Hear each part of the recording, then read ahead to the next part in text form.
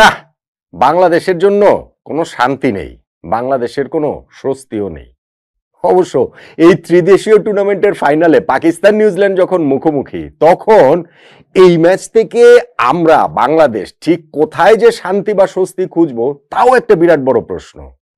দুইটা দলই তো আর ফাইনাল হারতে পারে না, দুইটা দলই তো আর ভীষণ বাজে ক্রিকেট খেলতে পারে না, সেটা হয়ওনি। বরং এই ফাইনালটা নিজেদের মেরিটেই দুর্দান্ত ক্রিকেট খেলে জিতে নিয়েছে নিউজিল্যান্ড। টুর্নামেন্টে টানা 3 ম্যাচ, প্রথম 2 ম্যাচ জিতে ফাইনাল কনফার্ম করেছে, আর ফাইনালে পাকিস্তানকে হারিয়ে তারা শিরোপাটা জিতে নিল। চ্যাম্পিয়ন্স ট্রফিতে দারুণ আত্মবিশ্বাস নিয়েই শুরু করবে কিউইরা, তাদের বিপক্ষে বাংলাদেশকে খেলতে হবে। আবার পাকিস্তানে যদি বলে যে না, আত্মবিশ্বাসে ঘাটতি থাকে, পাকিস্তান টিমকে তো আর আলাদা করে আপনি কখনোই ওইরকম ভাবে বলতে পারবেন না। তার উপরে তাদের বিপক্ষে বাংলাদেশকে খেলতে হবে ঘরের মাটিতে, বাংলাদেশের ওই জায়গাটা তো খুব একটা স্বস্তি নেই। আর প্রথম ম্যাচ খেলতে হবে ভারতের বিপক্ষে, সেইখানেই বা স্বস্তিটা কোথায়?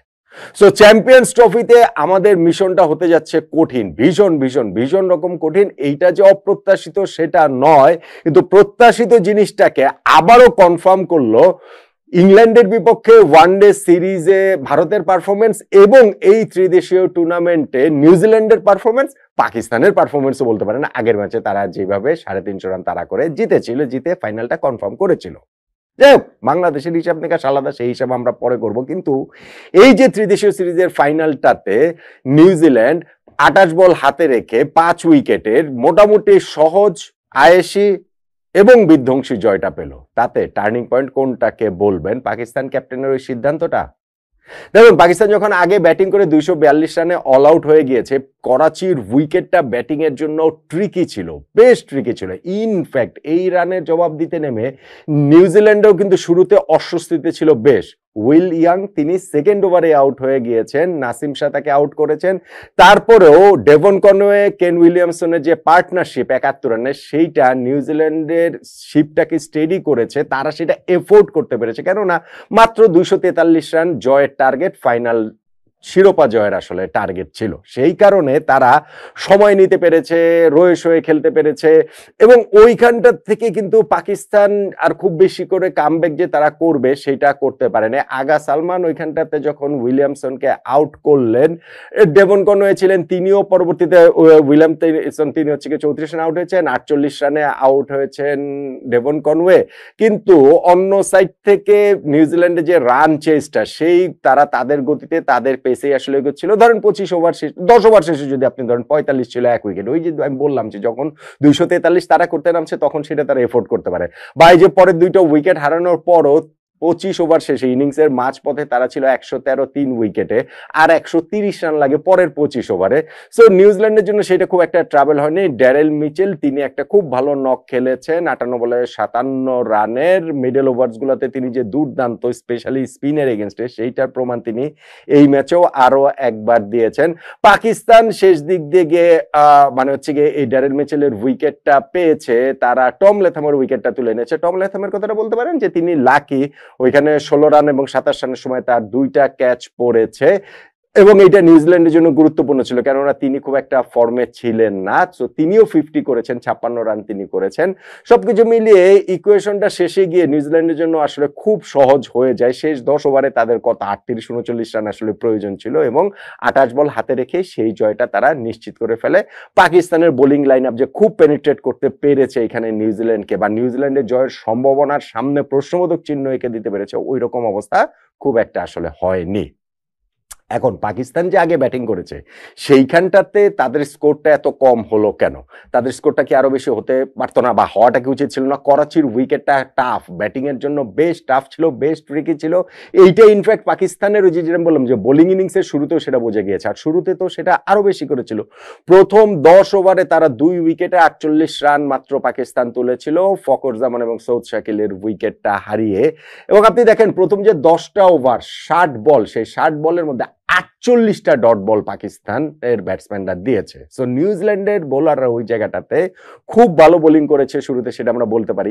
পাওয়ার প্লের শেষ হওয়ার কিছুক্ষণ পরেই বাবর আজমও আউট হয়ে গেলেন, যিনি এই ম্যাচে একটা মাইল ফলকে পৌঁছেছেন। 123তম ওয়ানডে ইনিংসে 6000 রানের মাইল ফলকে তিনি গেছেন, যেইটা ওয়ানডে ক্রিকেটে দ্রুততম হিসেবে হাশিম আমলার সঙ্গে তিনি এখন হচ্ছে গিয়ে সবচেয়ে দ্রুততম ওই রেকর্ডটাতে তিনি ভাগ বসেছেন। কিন্তু তিনিও যখন আউট হয়ে গেছেন 54 রানে 3 উইকেট পড়ে গেছে।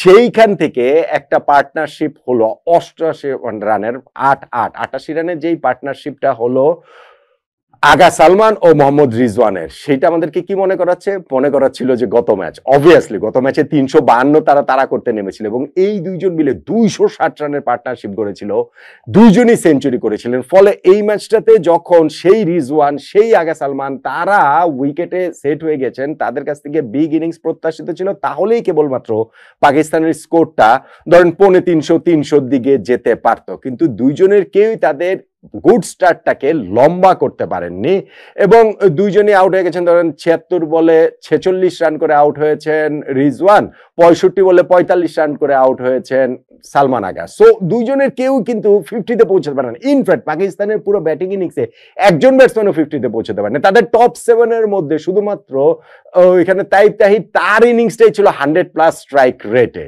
তিনি ওইখানটাতে যে 33 বলে 38 রানে যে ইনিংসটা খেলেছেন, সেইটাই পাকিস্তান ইনিংসের শেষ দিকে গিয়ে একটুখানি রানটা বাড়িয়েছে, একটুখানি তারা একটা মোটামুটি একটা ভদ্রস্ত টোটাল আসলে করতে পেরেছে। কিন্তু সেই ভদ্রস্ত টোটাল জয়ের জন্য কি যথেষ্ট? নিউজিল্যান্ডের বোলাররা দুর্দান্ত বোলিং করেছেন। উইল ও'রোর্কি তিনি তো 4 উইকেট নিয়েছেন, কিন্তু মিচেল স্যান্টনারের কথা আলাদা করে বলতেই হবে, যিনি 10 ওভার বোলিং করে মাত্র 20 রান দিয়ে 2টো উইকেট নিয়েছেন। 10 ওভার মানে 60 বল, তার মধ্যে 40টা ডট বল দিয়েছেন। ওই যে আমি শুরুতে বললাম যে প্রথম 10 ওভারের মধ্যে পাওয়ার প্লেতে পাকিস্তানের ব্যাটসম্যানদের বিপক্ষে নিউজিল্যান্ড 48টা ডট বল দিয়েছে। আবার আলাদা করে যদি আপনি এখানে মিচেল স্যান্টনারের বোলিং দেখেন, তার বোলিং এ ওইখানে 60 বলের মধ্যে হচ্ছে গিয়ে 40টা ডট বল। সো এই যে জায়গাটাতে হচ্ছে গিয়ে যে কি বলা চলে যে 40টা ডট বল, সো এই জায়গাটাতেই তারা আসলে অনেকখানি ওইখানটাতে পিছিয়ে গিয়েছে এবং ওই জায়গাটা থেকে তারা আর শেষ পর্যন্ত রিকভার করতে পারেনি। নিউজিল্যান্ড যখন 242 রানে পাকিস্তানকে আটকে ফেলেছে, তারপরেই তাদের জয়টা আসলে নিশ্চিত হয়ে গেছে। সেইটা তাদের ব্যাটসম্যানরা তাদের ব্যাটিং লাইন আপটা খুব ভালোভাবে করেছে। এখন চ্যাম্পিয়ন্স ট্রফিতে আমাদের নিউজিল্যান্ডের বিপক্ষে খেলতে হবে, এই পাকিস্তানের বিপক্ষে খেলতে হবে এবং সেই ভারতের বিপক্ষে খেলতে হবে। সেই আলোচনা তো আলাদা, কিন্তু এই ম্যাচে টার্নিং পয়েন্টের কথা আমি শুরুতে একটা বলছিলাম যে পাকিস্তানের সিদ্ধান্ত, ক্যাপ্টেনের সিদ্ধান্তের কথা কি বলবেন কিনা, সেটা কি? সেটা হচ্ছে পাকিস্তানের ক্যাপ্টেন টসে জিতে তারা আগে ব্যাটিং এর সিদ্ধান্ত নিয়েছেন। কেন? উইকেটটা খুবই চ্যালেঞ্জিং ছিল ব্যাটসম্যানদের জন্য, স্পেশালি নতুন বলে, স্পেশালি শুরুর দিকে। এবং যখন আপনি হিসাব রাখবেন যে গত ম্যাচে পাকিস্তান 352 রান তারা করে ওইরকম রেকর্ড জয় পেয়েছিল, সেই জায়গাটাতে তারা এখানটাতে আগে ব্যাটিং নিল কেন? আমি বলতে পারেন যদি হয় এটা চ্যাম্পিয়ন্স ট্রফির প্রস্তুতির অংশ, তাহলে আমার কিছু বলার নেই। কিন্তু আপনি যদি ম্যাচ হিসাবে আলাদা করে ধরেন, তাহলে আমার কাছে মনে হয় যে এইখানটাতে যে সিদ্ধান্তটা মোহাম্মদ রিজওয়ানের, সেই সিদ্ধান্তটাই ম্যাচ থেকে পাকিস্তানকে অনেকখানি আসলে পিছিয়ে দিয়েছে এবং তারপরে যখন প্রথম 10 ওভারে তারা সেটা আসলে ওইটা টেস্টিং টাইমের মধ্যে পড়েছিল, ওইটা আরো বেশি করে স্পষ্ট হয়েছে। সো নিউজিল্যান্ডের যে ত্রিদেশীয় টুর্নামেন্টের শিরোপা জয়, টানা 3 ম্যাচ জয় এবং পাকিস্তানকে 2 ম্যাচে হারানো, ফাইনালে আবার ওই স্বাগতিক পাকিস্তানকে হারানো, সবকিছু মিলিয়ে যে ম্যাচটা হলো সেইখানটাতে নিউজিল্যান্ডে 5 উইকেটের জয়। আমার কাছে টার্নিং পয়েন্ট হচ্ছে গিয়ে ব্যাট বলের খেলা একেবারে মাঠে গড়ানোর আগেই টসে যে পাকিস্তান যে জয়ের পরে আগে তারা ব্যাটিং এর সিদ্ধান্ত নিল, ওইটাই আমার কাছে টার্নিং পয়েন্ট। কি বলবেন আপনি?